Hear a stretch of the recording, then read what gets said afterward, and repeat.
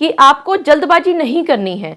बहुत बार हमने ये देखा है कि आप कोर्ट में आने से पहले ही पैसे भी दे देते हैं या ज्वेलरी आइटम्स भी दे देते हैं और अपने हाथ कटा लेते हैं।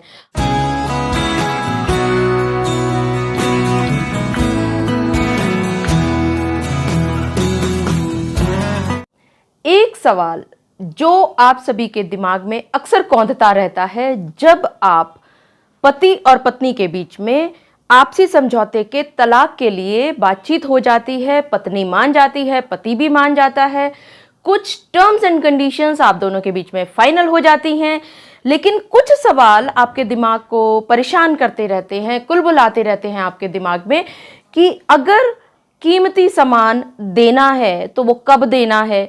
कहीं ऐसा ना हो कि आप पैसा और कीमती सामान अपनी पत्नी को दें और आपकी पत्नी कोर्ट में आने से पहले ही पीछे हट जाएं, अपने कदम पीछे कर लें। तो ऐसे कौन से तरीके हैं जो पति के लिए भी और पत्नी के लिए भी ज़रूरी होते हैं, ताकि आपका म्यूचुअल कंसेंट का जो तलाक है, दोनों मोशंस बहुत आराम से हो सके। जी हाँ, आप सभी ने बिल्कुल ठीक समझा। आज की इस वीडियो में मैं आप सभी के साथ इन्हीं सब छोटी छोटी बातों पर चर्चा करने वाली हूं, जिन बातों पर आपने ध्यान देना है म्यूचुअल कंसेंट के तलाक से पहले। मैं एडवोकेट मोहिनी मोना आप सभी का पुनः स्वागत करती हूं और आप सभी देख रहे हैं अपना पसंदीदा चैनल मोहिनी मोना एडवोकेट। अगर आपने मेरे इस चैनल को अभी तक सब्सक्राइब ना किया हो या आप मेरे इस चैनल के लिए नए हैं तो इसको जल्दी से जल्दी सब्सक्राइब कर दीजिएगा, ताकि आपको इसी तरह के लीगल इंफॉर्मेटिव वीडियोस की नोटिफिकेशन सबसे पहले मिल सके।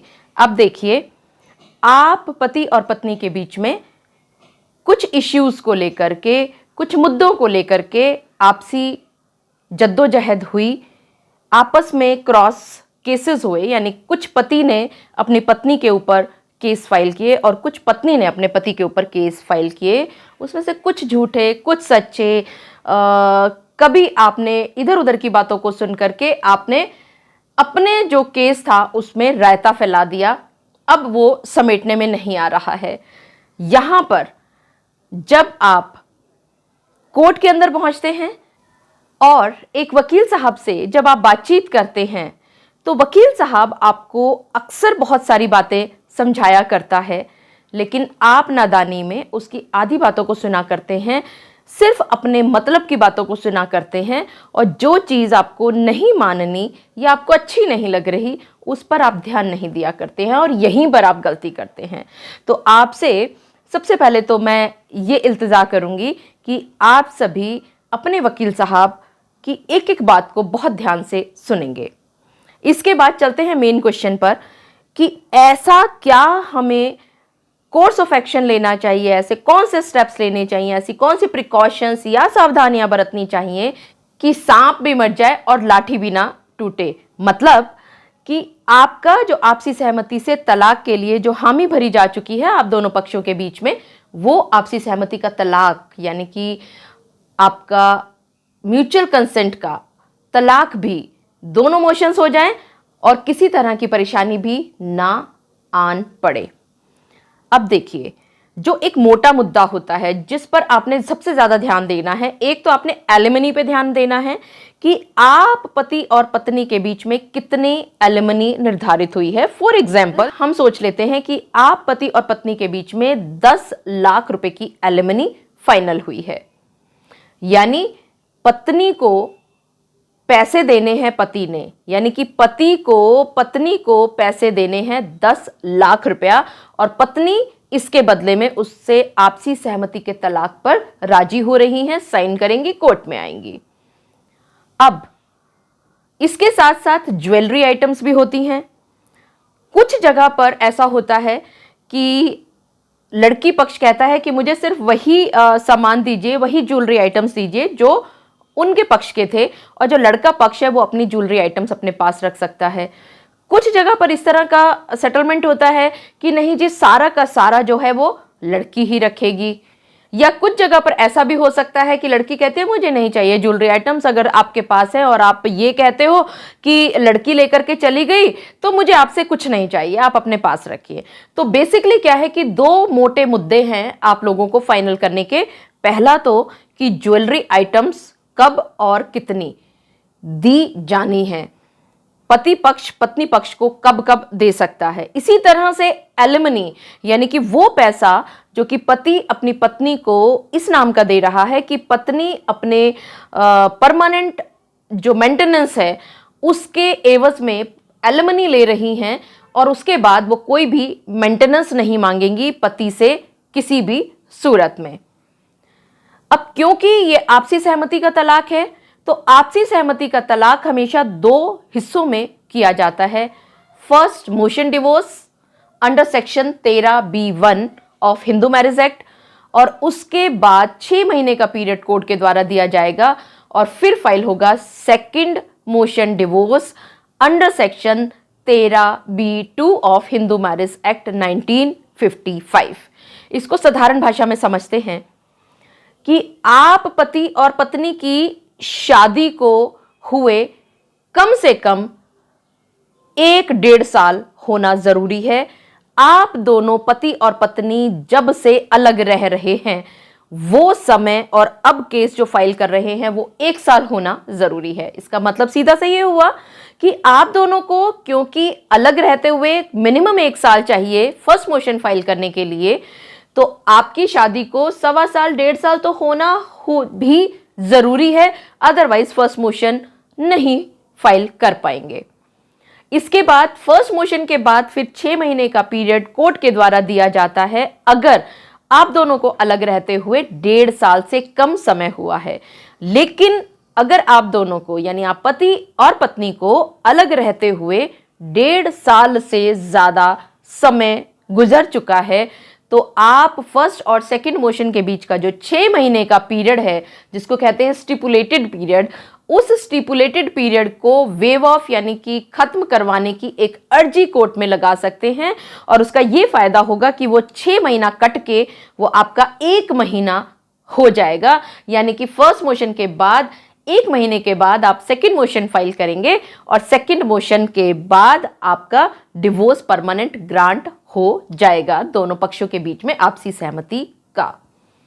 लेकिन यहां जो सबसे मुख्य सवाल था कि पैसे का लेन देन कैसे किया जाए और ज्वेलरी आइटम्स यानी गहनों का आदान प्रदान कैसे किया जाए, तो यहां एक मोटी मोटी बात जो सबसे ज्यादा समझनी है, जो याद रखनी है कि आपका जो मोटा सामान है यानी वैल्यूएबल आइटम्स हैं, वो वैल्यूएबल आइटम्स का मैक्सिमम हिस्सा आपका सेकंड मोशन के समय ही दिया जाना चाहिए एक पक्ष से दूसरे पक्ष को। क्यों?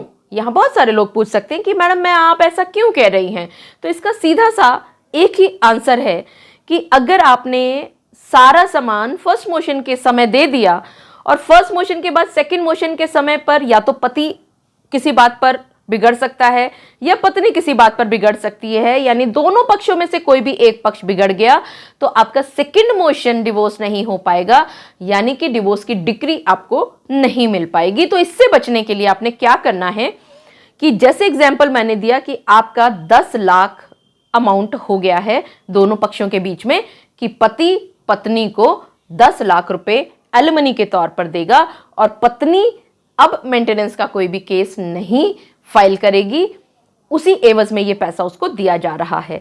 तो इस पैसे को 10 लाख को आप बांट सकते हैं दोनों मोशंस के लिए, यानी फर्स्ट मोशन के लिए मान लेते हैं रख लेते हैं 4 लाख रुपया और सेकंड मोशन के लिए मान लेते हैं 6 लाख रुपया।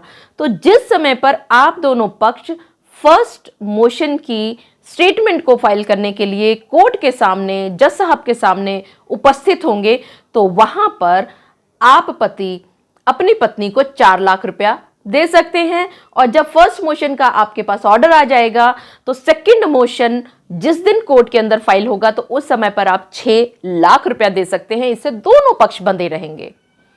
पति को क्योंकि जरूरत थी, उसने कहा था, उसने सोचा था कि उसको तलाक चाहिए तो उसको तलाक मिल रहा है, पत्नी उसको कोऑपरेट कर रही है। उसी तरह से दूसरी तरफ से अगर सोचा जाए, पत्नी अगर पैसा ले रही थी एलिमनी के नाम पर और जो उसका अधिकार भी है, तो आपने 6 लाख रुपया बचा करके उसको बांध दिया। अब वो इंतजार करेंगी कि कब सेकंड मोशन आए और कैसे 6 लाख रुपया उनके हाथ में पहुंचे।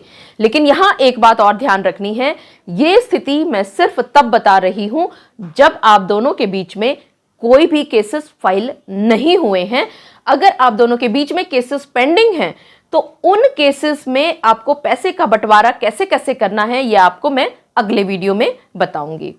इसी तरह से आपका जो ज्वेलरी आइटम्स थी उस पर आ जाते हैं, जो कि सबसे ज्यादा वैल्यूएबल आइटम्स हैं। मान लेते हैं कि 20 लाख की ज्वेलरी है और 4-5 लाख की लड़के की है और 15 लाख की लड़की की है। अब ये मोटा आइटम है तो आपको ये आइटम भी सेकंड मोशन के लिए रखना है, क्योंकि यहां पर लड़की पक्ष बंधा रहेगा। उसको ये बात पता होगी कि फर्स्ट मोशन के समय पर उसको तो सिर्फ 4 लाख रुपए मिले हैं, 6 लाख और 15 लाख की ज्वेलरी आइटम्स उसको सेकंड मोशन पे मिलने वाले हैं।